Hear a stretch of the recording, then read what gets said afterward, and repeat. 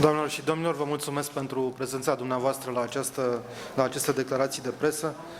Aș vrea, în primul rând, să îi mulțumesc în mod deosebit colegului meu, domnul viceprim-ministru Miroslav Lajcák, ministrul afacerilor externe și afacerilor europene al Republicii Slovace, pentru că a acceptat această invitație de a fi prezent astăzi la reuniunea anuală a diplomației române, la un panel extrem de important, care este dedicat provocărilor actuale ale agendei Uniunii Europene și în același timp este în același timp un panel practic, pentru că el vorbește despre experiența slovacă în pregătirea președinției Consiliului Uniunii Europene în semestrul 2 al anului viitor, ceea ce va fi extrem de util pentru pregătirea președinției române a Consiliului Uniunii Europene din 2019.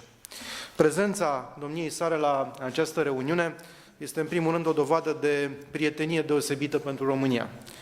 În al doilea rând, este o dovadă a relațiilor excelente de cooperare între România și Slovacia, atât în plan bilateral, cât și la nivelul Uniunii Europene, la nivelul NATO, la nivelul regiunii din care facem parte. Suntem și România și Slovacia parteneri puternici, dedicați construcției europene și există foarte multe interese convergente între statele noastre.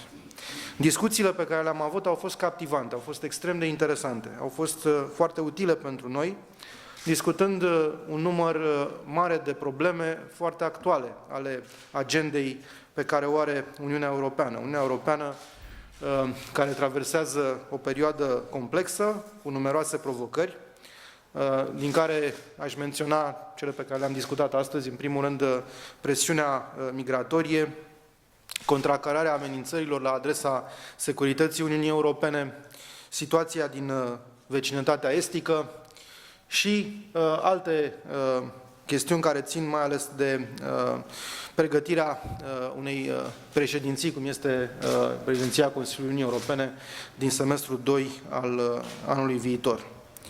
Este în interesul Uniunii Europene și al tuturor să ne concentrăm pe respectarea valorilor și principiilor europene. Acesta este un mesaj pe care l-am dat în timpul acestei discuții.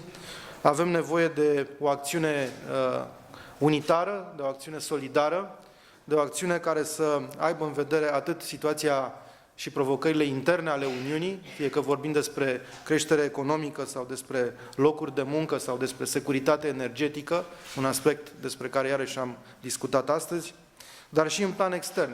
Avem nevoie, într-adevăr, de o vecinătate a Uniunii Europene mai sigură, mai stabilă, care să rezolve problemele ale căror consecințe le vedem astăzi în Europa. Fie că vorbim despre migrație, fie că vorbim despre amenințarea teroristă. Avem nevoie de o întărire a relației transatlantice, pentru că aceasta aduce beneficii concrete și mai multă prosperitate cetățenilor europeni. Am discutat despre necesitatea acțiunii unitare la nivel european, în același timp despre importanța prezervării valorilor fundamentale și principiilor Uniunii Europene. Am auzit de asemenea în detaliu care sunt pregătirile pe care le face Slovacia pentru președinția Consiliului Uniunii Europene și am menționat deja astăzi într-o intervenție mai devreme faptul că am început și noi la rândul nostru să ne pregătim mandatul acestui important moment pentru diplomația română. Mă bucur foarte mult și îi mulțumesc colegului meu pentru deschiderea deplină, totală, aș spune, pentru a împărtăși din experiența Slovaciei. Este vorba despre eforturi logistice, este vorba despre eforturi la nivelul pregătirii resurselor umane, este vorba despre chestiuni bugetare, este vorba însă și de foarte multă preocupare pentru fondul problemei, pentru prioritățile care trebuie așezate pe agenda Uniunii Europene, împreună cu celelalte state care fac parte din trioul care constituie președinția pe 3 semestre consecutive ale Uniunii. De asemenea, vom avea și o întâlnire bilaterală, ceva mai târziu, vom discuta despre stadiul relațiilor româno-slovace, vom discuta și despre alte aspecte importante pe agenda europeană, regională și internațională. Aș vrea doar să menționez, ceea ce de altfel am și discutat în timpul panelului mai devreme, faptul că atât România cât și Slovacia avem o experiență vastă și pozitivă în ceea ce privește politicile referitoare la minoritățile naționale. Și m-am bucurat foarte mult să aud aprecierea pe care colegul meu o are față de modul în care minoritatea slovacă din România este tratată și constituie într-adevăr o componentă importantă a societății românești, dar și a relațiilor noastre bilaterale. De aceea am decis împreună să promovăm în continuare modelul de relaționare interetnică din România, experiența în egală măsură pozitivă a Slovaciei din acest punct de vedere și ne vom gândi până la sfârșitul anului, mai ales că avem în acest an aniversarea a 20 de ani de la Convenția Cadru privind protecția minorităților naționale, cum să punem în valoare această experiență comună. De asemenea, am discutat și despre parteneriatul estic și modul în care putem să-l facem mai eficient. Sunt convins că, așa cum mai devreme am stabilit cu omologul meu polonez, să lucrăm împreună, sunt convins că și cu Slovacia putem colabora în acest sens. Profit de această ocazie pentru a-i mulțumi colegului meu și pentru invitația pe care mi-a adresat-o în timpul președinției slovace a grupului Visegrad de a participa la o reuniune organizată în mai a grupului Visegrad cu statele din parteneriatul estic. Înainte de summitul de la Riga, a fost un moment important în pregătirea summitului și ideile pe care le-am discutat atunci sunt convins că le putem folosi și în continuare. De asemenea, vreau să-l felicit pentru modul excepțional în care s-a derulat președinția slovacă a grupului de la Visegrad, pentru activitățile și inițiativele pe care Slovacia le-a avut în această calitate. În acest context, vreau să spun că vizita domnului viceprim-ministru Lajcák la București nu este întâmplătoare, ea vine în continuarea vizitei pe care la rândul meu am făcut-o în luna februarie la Bratislava. Avem o cooperare foarte strânsă, avem o relație excepțională și încă o dată vreau să-i mulțumesc pentru prietenia pe care o arată României și diplomației române. Dragă Miro, ai cuvântul. Thank you very much, Bogdan, and good afternoon. It's really a great honor to be invited to address the annual conference of Romanian ambassadors abroad. I have a great respect for Romanian diplomacy, for its professionalism, and this was confirmed also in our discussion, which was very lively, very substantial. And I want to thank my distinguished colleague and very good friend, Minister Bogdan Aurescu, for inviting me.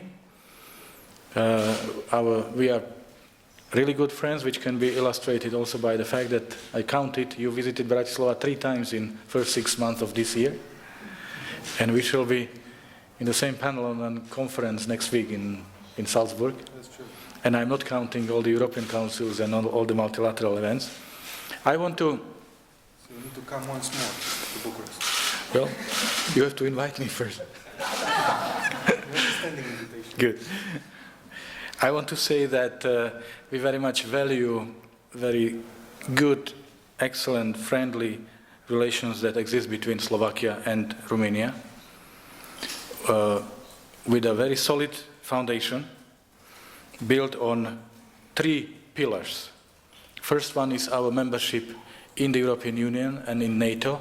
That means we build our relationship on the same values. Second is the strong historical ties which were created by the instrumental role Romanian army played during the Second World War by liberating my country.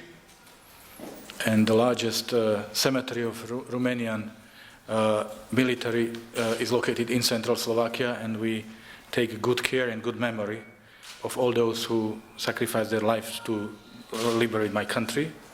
At the same time, we've just recently commemorated the anniversary, sad anniversary of the Warsaw Pact aggression against Czechoslovakia, and Romania at that time, 1968, refused to be part of that aggression and condemned that aggression which is not forgotten and will not be forgotten by our people. And the third pillar of our strong bilateral ties is the presence of the Slovak minority living here in Romania, being here for more than 2 centuries, being able to develop and maintain their language, their culture, their lifestyle, and at the same time being bilingual, being loyal citizens of Romania, and having found all the good conditions for their existence here in Romania, and we are really very grateful for that. On the other hand, let me remind you that Slovakia was the first EU member state to ratify the accession treaty of Romania to the European Union, and we are continuously supporting Romania's accession to the Schengen zone, which we believe is long overdue and should have taken place long ago. Romania is one of our most important, I would even say, strategic partners, not only bilaterally, but also within the format of Visegrad 4+, and we are meeting regularly with that format. We have many similar views on many important issues. Let me mention our support for the Western Balkans and their European perspective, our support for the countries of Eastern Partnership, in particular Republic of Moldova, Ukraine, Georgia, and their closer integration, or as close as possible integration with the European Union. But there are many other issues. I would like to mention also our respect, or our call for stronger respect for the principles of international law in today's international relations. Romania is also a very strong trade partner for Slovakia, and our trade turnover has already exceeded 2 billion euro, which is really significant, and it's for the benefit of the citizens of our both countries. We have many issues on our agenda because we have many challenges around us, and this is exactly what we've discussed. Minister Aurescu asked me to speak about our preparations for our incoming EU presidency. That will start less than 10 months from now, and we've already been actively working on this for more than 3 years, and I shared all the details of this process with our Romanian colleagues, because this is becoming yes, exactly, and more important issue for you. But we have also discussed other issues, the challenges the European Union is facing, number one of them being migration, obviously, and this is an issue we want to see a more complex discussion. We believe that Europe has not been able yet to cope with the issue, is reacting, and has not yet found the proper answer to this problem. You know, what is being mentioned most frequently are the quotas. We are making the point of saying that quotas are one small part of the comprehensive solution, but not the comprehensive solution in itself. We need to address the root causes of the problem. We need to stop people from crossing our borders illegally. We need to strengthen the protection of our external borders.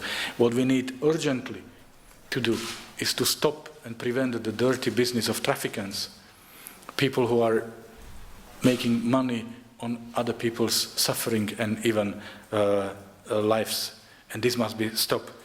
We need to discuss a number of other aspects of the migration problem, and only if we act in unity. We do not see much of European unity right now.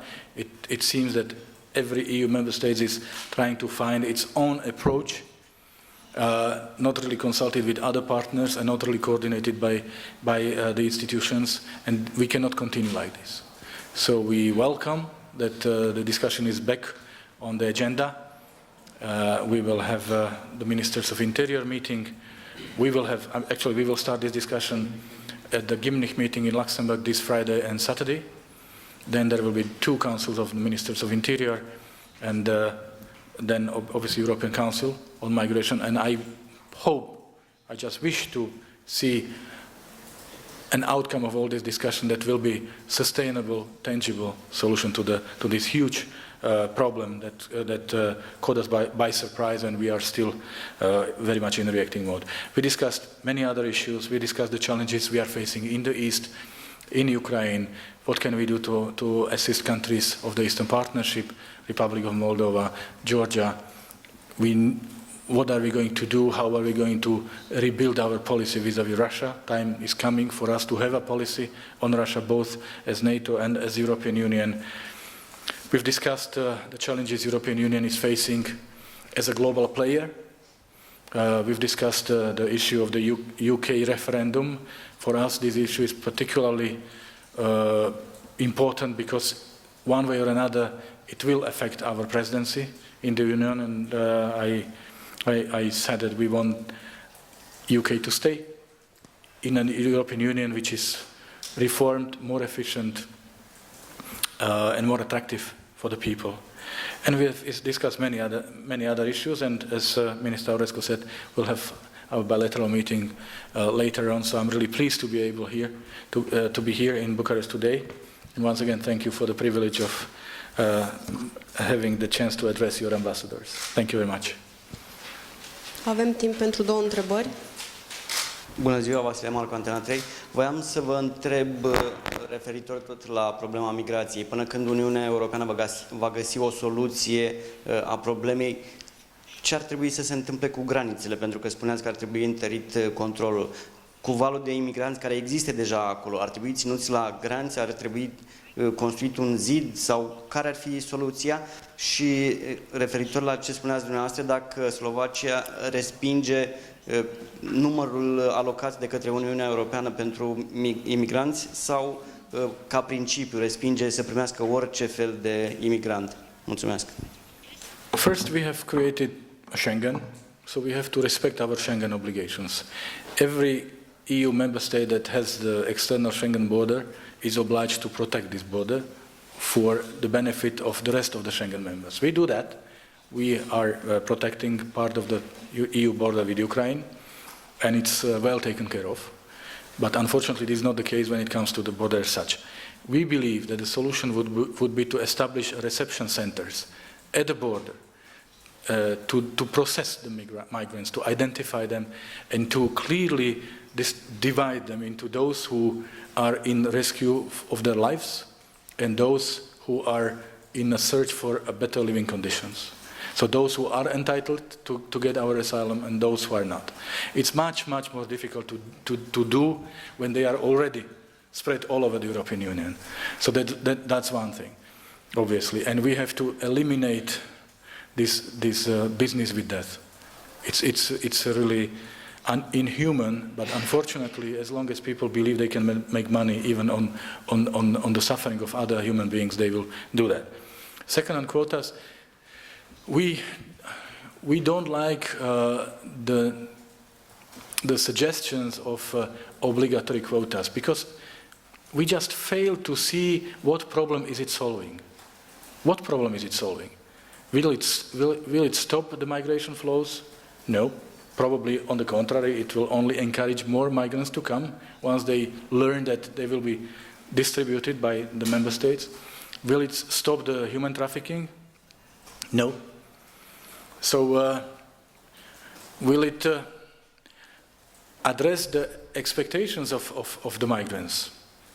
You know that they are coming not necessarily to Europe, but they want to end up in particular European Union member states with the highest living standards and with the most, let's say, open or favorable asylum policy. So, you know, we are faced with a situation when European Union, the Commission is trying to force us to accept a number of people who are not willing to be in Slovakia. And we've never discussed how to deal with this problem. Plus, we are part of the Schengen. It means there is a free movement of persons. How are we going to keep these people in your country when they don't want to be in your country? They don't want to be in Estonia or Latvia or Slovakia. They want to be in Germany. They want to be in UK. They want to be in Sweden. We all know that. So what we are critical of is the lack of serious discussion about all aspects of the migration problem. We say it's a symbolic number. It is a symbolic number, 40,000 compared to 800,000 that Germany alone is willing to accept means nothing on the substance. But somehow, when you listen to the statements of different EU politicians, it looks like this is the key to the solution of the migration problem. I disagree. This is, as I said, the small puzzle in the big picture. So let's not fool ourselves into pretending that this is the answer. This is not the answer. Let's discuss everything. That's what we are saying. We are saying quotas, yes, but clearly on a voluntary basis. So that we believe that it would be irresponsible to take people knowing that they will anyway be gone in 2 weeks' time. It will not be honest with our partners. And second, we are saying that we are willing to take in as many as we can take good care of. We have facilities which have their capacity. We have programs of integrations. So this is what we are saying. We are ready to take as many as we can under the conditions that we can integrate these people into our society and we can help them to get a good living standard. So that's our position. Alexandra Albu, Digi24. În continuarea întrebării colegului meu, Slovacia, având în vedere această primire a refugiaților pe bază de voluntariat, își menține poziția că este dispusă să primească doar refugiați creștini? Și a doua întrebare, ce riscuri imediate vedeți la adresa Uniunii Europene în cazul în care nu se găsește o soluție? Well, there was a very unfortunate statement made apparently by one of the spokespersons in my country, which was taken out of context. And what he was trying to say is that the fact is that there is no Muslim community in Slovakia. So normally these people are coming and trying to come to the countries where they can find people of the same religion and the same lifestyle so that they can integrate faster and more easily. So this was the message which was unfortunately presented in a totally twisted way. We've never said that we will take Christians only, but we said that the preference would be for the Christians from Syria because we are Christians, so it will be more easy for them again to integrate. And it's again about the substance. So about taking the migrants in is not the end of the story. It's the beginning of a new story, because then you have the responsibility for these people. So let's not close your eyes before the fact that, like, we distribute them according to a certain principle, a key, and then we don't care how they live, whether they are integrated or not. So this is what we are saying, that it's logical that when there is a large Muslim community, then it's much better for the people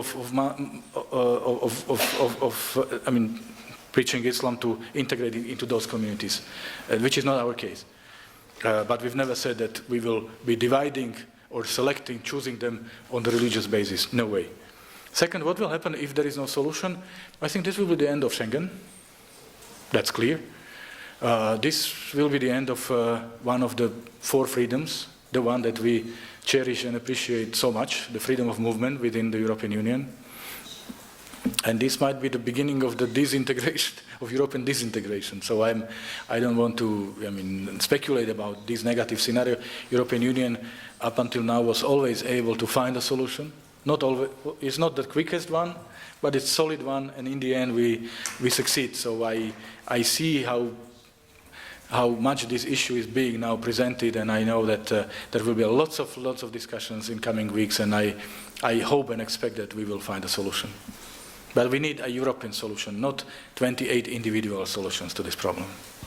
Dacă îmi permiteți, este exact poziția pe care și eu am exprimat-o deja. Soluțiile unilaterale naționale nu sunt eficiente. Dacă vom face fiecare 28 de garduri în jurul frontierelor noastre, acest lucru nu ne va ajuta foarte mult. Trebuie să găsim o soluție împreună, în 28, o soluție care să țină seama de necesitatea de a găsi aceste soluții la sursă, nu doar să tratăm simptomele. Asta înseamnă să discutăm cu țările de origine atunci când avem cu cine să discutăm. Asta înseamnă să tratăm problemele care generează acest val de migrație. Asta înseamnă programe strategice, asta înseamnă destul de mulți bani pe care va trebui să-i alocăm și înseamnă un efort pe termen mediu și lung. Și acest lucru va trebui să îl tratăm din foarte multe perspective. Va trebui să-l tratăm și din perspectiva strategiei de securitate a Uniunii Europene, al cărei proces este în revizuire. Va trebui să-l tratăm din perspectiva politicii europene de vecinătate, care de asemenea este în proces de revizuire. Va trebui să ne uităm din perspectivă socială, din perspectivă umanitară, din perspectiva dreptului internațional, din foarte multe puncte de vedere, în așa fel încât soluția pe care o vom găsi să fie cu adevărat durabilă. Nu putem să spunem acum exact care va fi acest set de soluții. Pentru aceasta avem acest set de reuniuni care începe, iată, în acest weekend, vineri și sâmbătă, reuniunea informală a ministrilor de externe la care vom participa. Subiectul se află pe agenda. Apoi reuniunea ministrilor de justiție și afaceri interne din 14 septembrie, apoi reuniunile din octombrie. Toate acestea vor aduce în cele din urmă, vor contura cu siguranță o soluție. Nu se pune problema, aici sunt pe deplin de acord cu colegul meu, ca să nu găsim o variantă de rezolvare. Această variantă de rezolvare însă trebuie să fie o variantă de rezolvare care să trateze problemele în substanța lor pe fond. Orice altă soluție care doar tratează superficial lucrurile nu va fi una care să pună capăt acestei probleme. Very short question for Mr. Aurescu. Mr. Minister, is Romania somehow worried that with the current discussion about refugee crisis, because on the table is also Schengen, and of course, as our foreign minister said, your ambition to join Schengen are very well known, and we support it. But is your country somehow worried that those ambitions could be somehow threatened by the discussion we have now about Schengen? Thank you. Well, as I mentioned today, you are not here because you are joining the minister, but I was speaking to the Romanian ambassadors, and in my speech I have made a reference to the process of accession to the Schengen area. I'm grateful to Slovakia for supporting this very important objective for us, which is, by the way, an obligation provided by the accession treaty of Romania to the European Union.